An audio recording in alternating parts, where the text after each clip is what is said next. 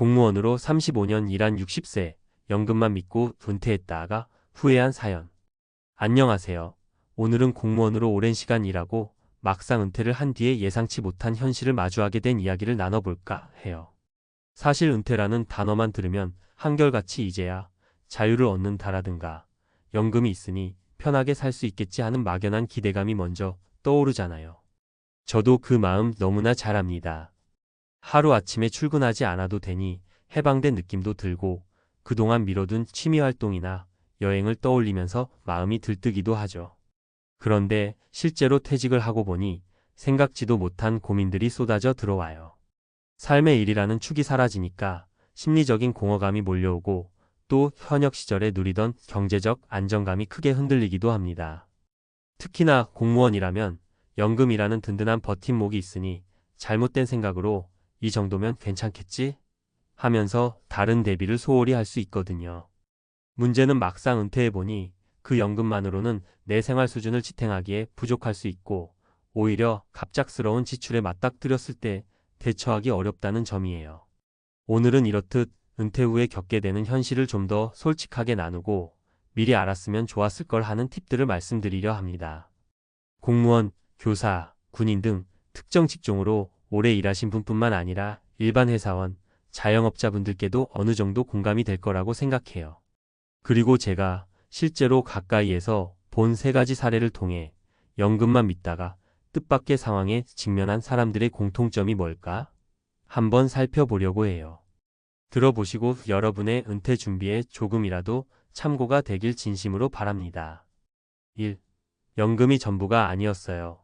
60세 퇴직 공무원 김성수 씨 이야기. 먼저 소개해드릴 분은 60세에 정년퇴직을 맞은 김성수 가명 씨 이야기입니다. 김성수 씨는 지방자치단체에서 35년간 일해 오신 분이에요. 나름대로 승진도 꾸준히 하셨고 지역사회에서 안정적인 직업으로 인정받았죠. 그래서 주변 사람들도 김 씨는 연금 많을 테니 은퇴 후에도 걱정이 없겠다라고들 했습니다. 김 씨 역시도 35년이나 성실히 일했는데 이제 연금 타면 그럭저럭 살겠지 하고 안심하고 있었어요. 사실 35년 넘게 공무원으로 근무하면 일반적인 직장보다 연금 수령액이 나쁘진 않습니다. 매달 꽤 안정적인 금액이 입금되니까요.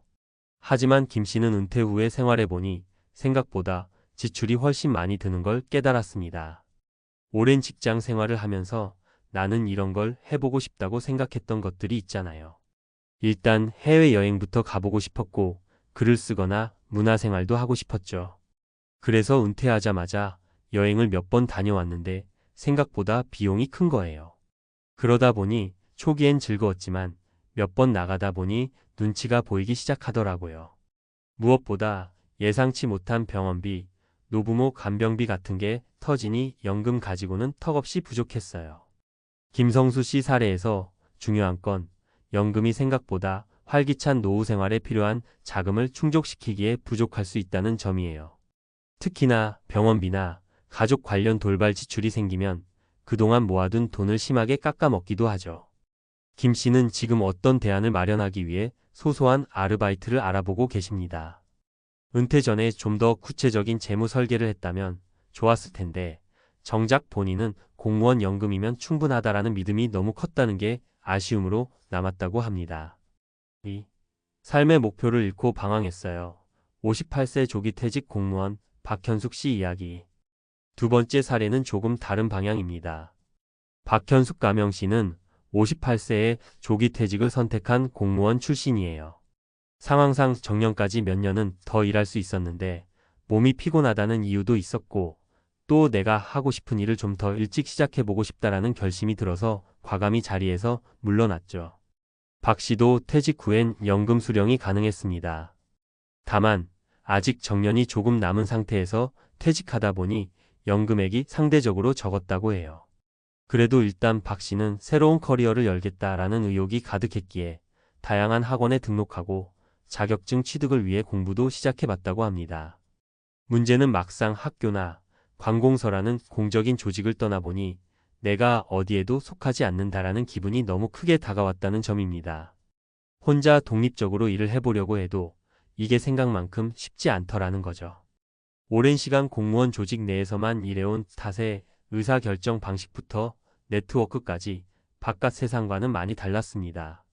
연금으로 생계를 유지하는 건 어느 정도 가능했지만 문제는 심리적 공허감이었습니다. 아침에 눈 뜨면 오늘은 뭘 해야 하지? 하고 막막해지더라고요. 어쩌다 친한 동료들이랑 점심이라도 먹으면 그나마 괜찮은데 다들 현직이니 바쁘기도 하고 집에 혼자 있으면서 뉴스만 보다가 괜히 우울해지고 자격증 공부도 흥미가 생기질 않는 거예요. 그래도 뭔가 성취감이 있어야 하는데 이전엔 공문 한 건 처리하면 내가 이랬다는 체감이 있었거든요. 근데 지금은 이게 과연 나에게 무슨 의미가 있나 싶어질 때가 많았어요. 박현숙 씨 사례가 주는 교훈은 은퇴 후엔 단순히 돈 문제뿐만 아니라 삶의 목적이나 사회적 소속감을 어떻게 이어갈지가 중요하다는 거예요. 어느 날 아침 갑자기 시간이 확 비게 되면 그 시간을 어떻게 보낼지, 뭘 향해 달려야 할지 막막해지거든요. 이건 공무원뿐만 아니라 많은 직장인에게 공통으로 해당되는 이야기입니다. 3. 준비 안 된 건강이 발목을 잡았어요. 62세 퇴직 후 요양 중인 이종민 씨 이야기. 마지막으로 소개할 분은 62세에 퇴직한 이종민 가명 씨입니다. 이 씨는 중간관리 자급까지 올라갔던 국가기관 공무원이었고 역시 30년 넘게 근무했죠. 이분의 가장 큰 문제는 은퇴 시점에 찾아온 건강 문제였습니다. 현역일 때는 바쁘고 책임감이 크다 보니 건강에 신경을 제대로 못 쓰고 살았던 거예요. 사실 은퇴하기 1년 전쯤부터 당뇨랑 고혈압 얘기가 나왔어요. 근데 계속 근무를 해야 하니까 병원 한번 편하게 다니기도 쉽지 않았습니다. 그러다 결국 퇴직 직후에 몸이 한꺼번에 망가지는 느낌이더라고요. 병원에 입원도 하게 됐고 수술까지 받으면서 통장에 있던 돈을 크게 썼어요. 아, 난 어차피 연금도 있고 지금까진 안정적이었으니 괜찮겠지 했던 생각이 너무 아니했더라고요. 결국 이 씨는 은퇴 후 몇 달간 병상에 누워 있어야 했고 그 뒤에는 재활치료까지 이어지면서 예상치 못한 지출이 계속 발생했습니다. 공무원 연금은 물론 실손보험으로 어느 정도 지원이 되긴 했지만 장기간 요양이 필요한 상황에서는 의료비나 간병비가 생각보다 크게 부풀어 오릅니다. 또 몸이 회복되기 전까지는 집안일조차 제대로 못하니 가족들의 부담도 커질 수밖에 없었죠. 시간도 돈도 건강이 있어야 즐길 수 있는 건데 내가 그동안 너무 은퇴하면 알아서 해결될 거야 라고 넘겨 짚었던 것 같아요. 정년퇴직 직전에 최소한 건강 체크라도 철저히 해두어야 했는데 말이죠. 막상 아프니까 아무것도 못하겠더라고요. 연금이 크게 도움이 안 된다는 건 아니지만 생각보다 의료비가 많이 들어가고 또한 내가 직접 움직여서 벌어들이는 추가 수입도 없다 보니 불안감이 상당했어요. 이종민 씨 이야기는 은퇴 후 삶에서 빠뜨리기 쉬운 건강관리가 얼마나 중요한가를 보여줍니다. 일을 하면서도 건강을 챙기는 습관, 그리고 혹시 모를 질병이나 사고에 대비한 긴급 자금 마련 등이 필수라는 거죠. 은퇴 후 삶을 위한 실질적인 팁? 자, 이렇게 세 분의 이야기를 들어보면 각각 다른 이유로 인해 은퇴를 만만하게 봤다가 어려움을 겪게 됐다는 공통점이 있습니다. 여러분에게도 이런 상황이 닥치지 않는다고 장담하기 어려운 게 현실이죠. 그렇다면 어떻게 대비할 수 있을까요? 몇 가지 중요한 팁을 간단히 짚어보겠습니다. 재무 설계는 구체적으로 그리고 조기에. 은퇴를 앞두고 있다면 한 번은 꼭 전문가나 금융기관 등을 통해 내 재무 상태를 점검해 보시는 게 좋아요. 연금만으로 충분할까? 내 지출 패턴은 어떤가? 같은 걸 구체적으로 숫자로 계산해 봐야 합니다. 적어도 은퇴 후 510년간 필요한 생활비, 의료비, 자녀 지원비, 여가 활동비 등을 항목별로 나눠서 예산을 짜보는 거죠. 그러면 현실적인 수치가 나와서 그에 맞춰 대안을 강구할 수 있습니다. 은퇴 전에 건강검진 및 생활습관 개선. 공무원이든 회사원이든 막상 퇴직하면 건강검진을 주도적으로 챙기지 못할 때가 많아요. 현직에 있을 땐 직장에서 정기적으로 검진 기회를 주기도 하지만 은퇴 후엔 놓치기 십상이죠. 퇴직 시점을 앞두고 종합검진을 받아보고 필요한 수술이나 치료가 있다면 미리미리 해결해 두는 것이 좋습니다. 그리고 규칙적인 운동이나 식단 관리는 말할 것도 없고요. 은퇴 후 일이나 취미를 구체적으로 준비. 박현숙 씨 사례처럼 갑작스러운 자유시간이 독이 될 수 있어요. 그러니 재취업이든 봉사활동이든 취미생활이든 구체적인 계획을 세우는 게 중요합니다. 막연히 세계 여행을 가야지 이런 생각만 하면 여행 다녀온 뒤엔 또 공허감이 탁칠 수 있어요. 대신 주 몇 회 봉사활동을 해보겠다든지 평소 좋아하던 악기를 제대로 배워보겠다든지 조금은 목표가 선명한 활동이 좋습니다. 그래야 내가 아직 살아있다는 느낌, 사회에 기여하고 있다는 기쁨을 느낄 수 있으니까요. 가족과의 관계 의사소통이 필수. 은퇴 후에는 경제적 심리적 변화가 개인만의 문제가 아니라 가족 전체의 문제로 번지기 쉽습니다.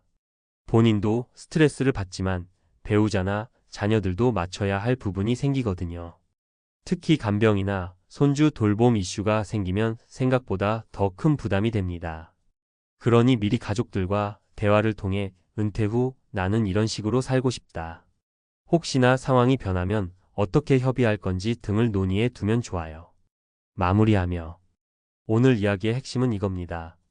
공무원으로 35년 일했다 해도 연금만 믿고 은퇴 후의 모든 문제를 해결하기는 어렵다. 물론 공무원 연금은 일반 국민연금보다 상당히 유리할 수 있고 국가에서 보장해주는 안정감도 무시할 순 없습니다. 하지만 이것만으로도 노후가 편안하고 풍족할 거라 섣불리 생각했다가 낭패를 보게 되는 경우가 의외로 많아요. 은퇴란 단순히 직장을 그만두는 시점이 아니라 또 다른 인생을 시작하는 출발선입니다. 첫 출발을 어떻게 준비하느냐에 따라 앞으로의 10년, 20년이 달라지죠. 재무 설계, 건강 관리, 의미 있는 일과 취미 찾기, 그리고 가족과의 대화까지. 조금이라도 더 일찍 꼼꼼하게 챙기면 챙길수록 훨씬 부드럽고 안정적인 은퇴 생활을 맞이할 수 있을 거예요. 혹시 지금 은퇴를 준비하고 계시거나 이미 은퇴를 하신 분이시라면 부디 위 세 분의 사례와 팁을 참고해 보시길 바랍니다. 나는 어떻게 해야 건강하고 즐거운 은퇴를 보낼 수 있을까? 스스로에게 한 번 더 물어보시면 좋겠어요. 그리고 그 해답을 찾기 위해 오늘부터라도 작은 한 걸음씩 시작해 보시는 건 어떨까요? 저는 여러분이 은퇴 후의 삶에서 더욱 활기차고 의미 있는 시간을 보내길 진심으로 응원합니다.